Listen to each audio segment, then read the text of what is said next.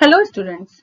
In this lecture, we are going to learn about the different type of centrifugation.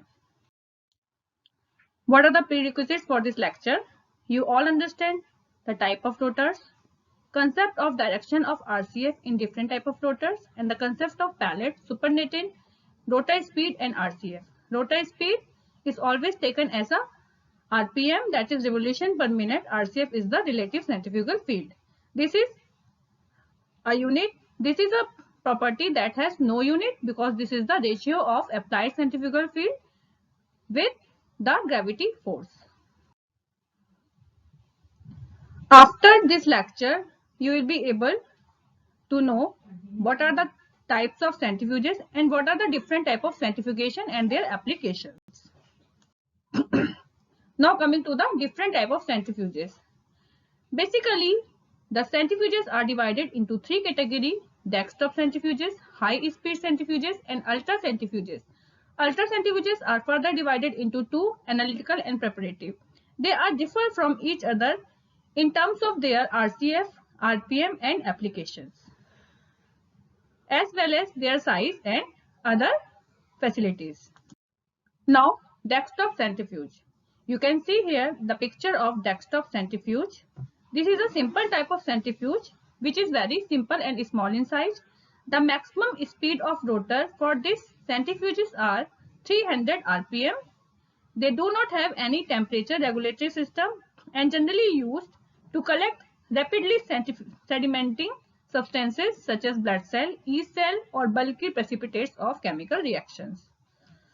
Now the second category is high-speed centrifuges. If we compare the efficiency of centrifuges, the high-speed centrifuges exist somewhere in between ultra centrifuges and desktop centrifuge. They have maximum speed of 25000 rpm, providing 90,000 G centrifugal forces, where G is the gravity force, means gravity force multiplied by 90,000 will be the overall centrifugal force that exists on the particle. These type of centrifuges are equipped with refrigeration to remove heat generated while operation. Temperature in this type of centrifuges are maintained at the degree of 0 to 4 by means of thermocouple. These are used to collect microorganisms, cell debris, cells, large cellular organelles, precipitates of chemical reaction. These type of centrifuges are also useful in isolating the subcellular organelles like nuclei, mitochondria, and lysosomes. Coming to the advanced and very important type of centrifuges, that are ultra centrifuges. As the name indicated, they are very much efficient when we compare this with the desktop as well as high speed centrifuges.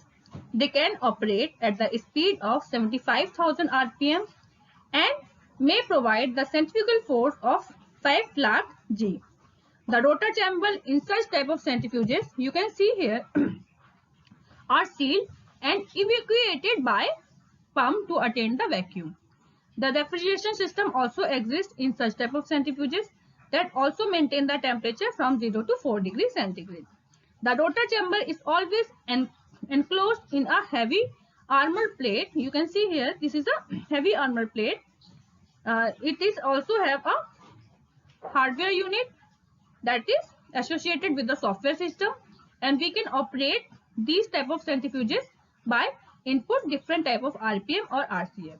The centrifugation or for isolation and purification of components is known as preparatory centrifugation, while that carried out with a desire for characterization is known as analytical centrifugation. I am again repeating: centrifugation for isolation and purification of component which are known to us. Suppose we have a mixture of mitochondria, chloroplast, nucleic acid, and we have to separate that three components using centrifugation technique. Then this type of centrifugation is known as the preparative centrifugation.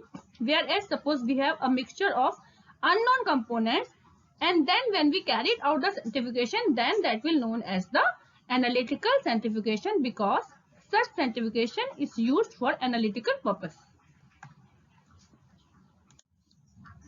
Now coming to the preparative centrifugation, means where we know the mixture is made up of so and so components, right? The preparative centrifugation is concerned with the actual isolation of biological material for subsequent biochemical investigations. This preparative centrifugation is again divided into two categories. First is used for homogeneous medium, and that is known as the differential centrifugation, whereas the another one is used for density gradient medium and known as the density gradient centrifugation. Now, coming to the detail of differential centrifugation.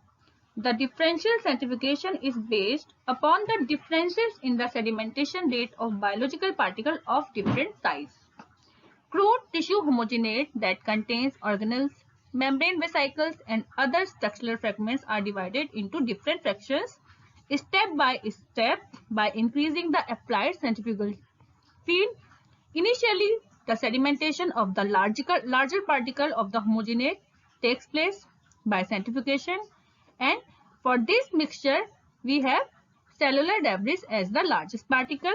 Then after, various biological structure or aggregates are separated into pellet and supernatant fractions that depends on the speed and type of individual centrifugation step and the density and relative size of the particle. The differential sedimentation of a particular suspension in a centrifugal field is dramatically shown below in the next slide. Initially, all particles of the homogenate are evenly distributed throughout the centrifuge tube and then move down the tube at their respective sedimentation rate during centrifugation. The largest class of particles form a pellet on the bottom of the centrifuge tube, leaving smaller size structures within the supernatant, and at the end of the differential centrifugation step, the pellet and supernatant fraction are carefully transferred in the different tubes and get separated from each other. Now let's understand differential centrifugation using this pictorial representation. See, during centrifugation, larger particles sediments faster than the smaller one that we have already learned in the basic principle of sedimentation and centrifugation. At a series of progressive higher G-force generate partially purified organelles.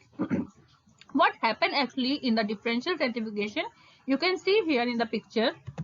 See, this is a first picture in which we have taken the cell homogenate. Homogenate means it is a homogeneous mixture of different cell organelles. Okay, then we will start our centrifugation process. During first spin, what will happen? The largest particle will form pellet first. Then what we'll do? We will separate the supernatant into the another tube and get separated the pellet one. Generally, the largest particle in the homogenate is whole cell nuclei or cytoskeleton.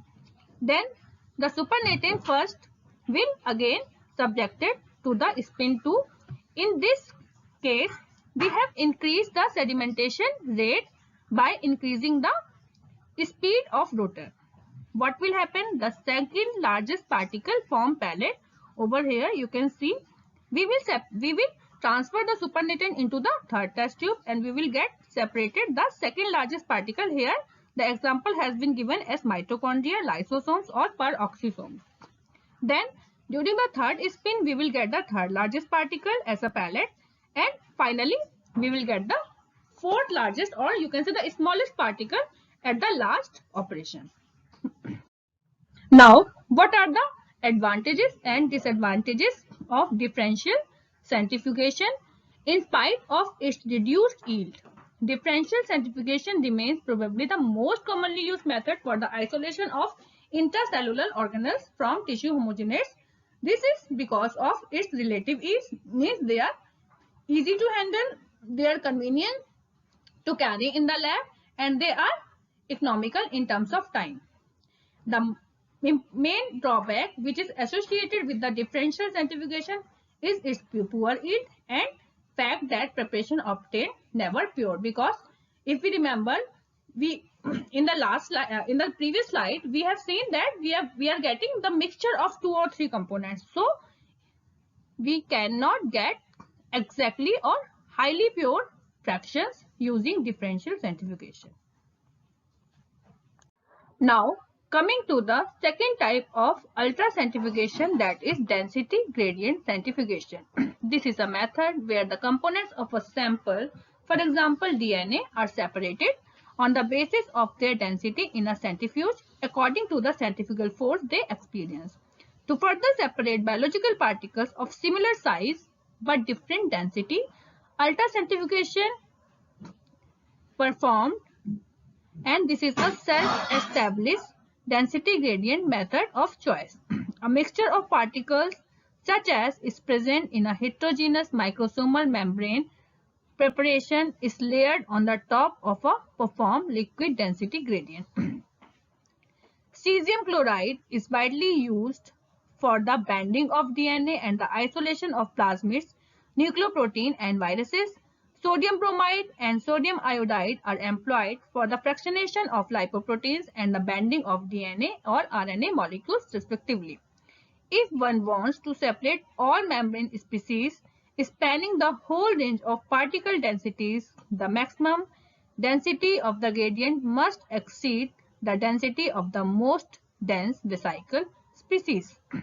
Gradients are usually kept in a cold room for temperature equilibration and are moved extremely slowly in special holders so as to avoid mixing of different gradient layers. For rate separation of subcellular particles, the required fraction does not reach its isopycnic position within the gradient.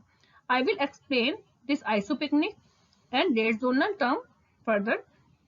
For isopycnic separation, the density gradient centrifugation is continued until the bion density of the particle of interest and the density of the gradients are equal. This is a preferred method to purify subcellular organelles and macromolecules.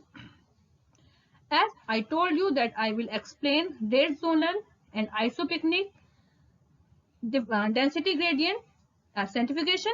So, understand that the density gradient centrifugation is further divided into two types, the rate zonal separation or the isopycnic.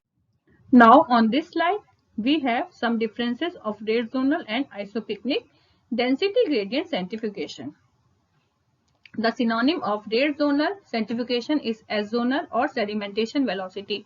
Means you may get question as a rate zonal, as a S-zonal, as a sedimentation velocity. All these three terms are same. Same for isopycnic. This is also known as the density equilibrium and sedimentation equilibrium. Now gradient. In case of rate zonal, we have shallow gradient, maximum gradient density less than the least dense sedimenting species, and the gradient continuous. Continuous means if the gradient is increasing from top to bottom. So we have lesser density zone at top and highest density at the bottom. We cannot have a random density. Suppose we have 1 at first position, 4 at second and 2 at third. This is not allowed. Either we have density like 1 to 3 or 3 to 1. Whereas in isopycnic gradient, the gradient is steep. Maximum gradient density greater than that of the most dense sedimentating species. This may be continuous or discontinuous. Centrifugation is incomplete sedimentation. This involves low time and low speed and short time, whereas isopycnic is a complete sedimentation till equilibrium is achieved. This is high speed and long time. Using rate zonal, we can separate RNA DNA hybrids and ribosomal subunits, whereas using isopycnic density gradient ultracentrifugation, we can separate DNA, plasma lipoprotein, lysosomes and mitochondria. Now coming to the last type, that is analytical centrifugation. The speed of analytical centrifugation is 70,000 rpm. RCF is 5 lakh G. These have motor rotor chamber that is refrigerated and evacuated, and this is also mounted with an optical system. Optical system has light absorption system, sclerine system and Rayleigh interferometric system. This has two cells, analytical cells and counterpoise cell. Now, let's understand this analytical centrifugation by this diagram. This is the xenon flash lamp and this is the aperture. Okay, this is a concave mirror. This is a reflective mirror. This is a incident light detector. This is a cell. This is a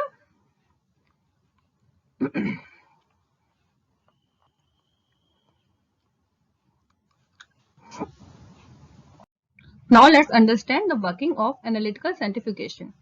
This is a source, xenon flash lamp. This is a slit through which a small thin rays of light will allow to pass. This is a concave mirror used to reflect the light into this direction. This is a reflector. This reflector reflects some rays of light to the incident light detector. This light detector detects the intensity or wavelength of light before passing through the sample or reference cell. This is a chamber that has reference cell assembly as well as sample cell assembly. Reference means the assembly that has known sample, that may be either mitochondria or nucleic acid or anything, right? Whereas in this sample assembly, we don't know what has been given. What will happen? First, we will allow to pass these light rays through the reference cell.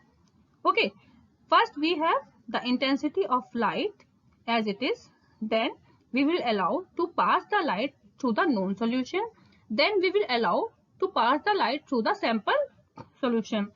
We will have some change in the intensity of the light from the light that passed through the reference, and then the light that passed through the sample. In this way, we can detect what type of cell organelles has been taken as a sample by comparing the light intensities of reference as well as sample. And how will we compare?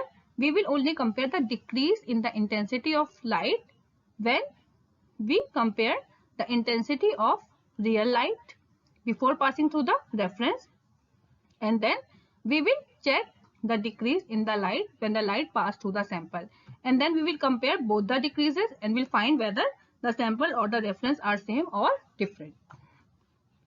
In clinical laboratory, centrifugation is used to remove cellular elements from blood to provide cell-free plasma and serum for analysis. Remove chemically precipitated protein from an analytical specimen. Separate protein bound from free ligand in immunochemical and other assays. Separation of the subcellular organelle, DNA and RNA. Extract solutes in biological fluids from aqueous to organic solvent and used to separate lipid components. These are the references from where I have taken material for this lecture. Thank you for your patience.